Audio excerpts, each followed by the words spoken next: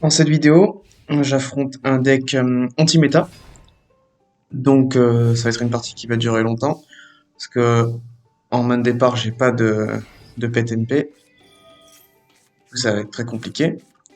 En plus, malheureusement, j'ai beaucoup changé ma decklist par rapport à que dans la méta actuelle. En classé, il y a beaucoup de decks très forts, il faut jouer beaucoup d'entrap. Du coup, j'avais enlevé la piège cyber, l'archétype cyber dragon. Du coup, elle va un peu me manquer dans ce duel, mais c'est pas très grave. Euh, Du coup, l'adversaire il joue des Omni-Negate en piège, donc enfin annuler et détruire mon orage foudroyant, ce qui est un peu malheureux. Quand il fait son pot de prospérité, ben justement, il pioche la win condition de son deck anti-méta, Final Countdown, Tarbour.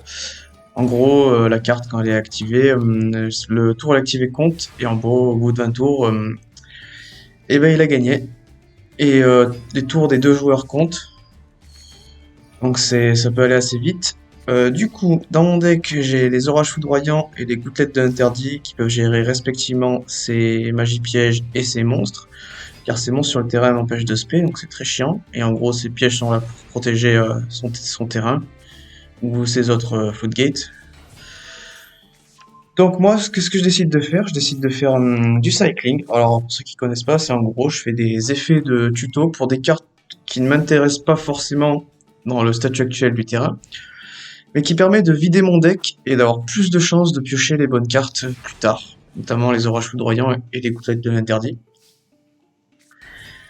Et dans ce duel, je me suis pas focalisé sur les erreurs que j'ai fait parce que j'ai aussi défaussé une hache bêtement, parce que j'ai beaucoup utilisé le timer pour regarder ce qui se passe, qu'est-ce que je devais faire, qu'est-ce que je devais pas faire. Du coup, j'ai bêtement défaussé une hache.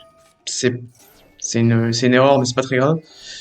Et du coup, dans cette partie, mon erreur, c'était mon deck build qui était pas bon. La piège cyber dragon, même si c'est une brique en main de départ, elle est tellement forte que je pense qu'il faut quand même la jouer, malheureusement. Même dans une méta où je go second quasi tout le temps, vu que tous les decks veulent jouer premier, à part cyber dragon, numéron et deck un peu spicy, on va dire.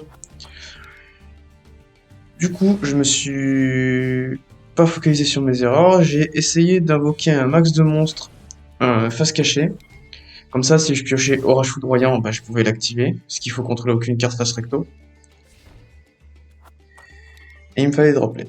Donc je laisse le reste de la vidéo avec la musique et vous verrez bien si j'ai réussi à gagner ou à perdre.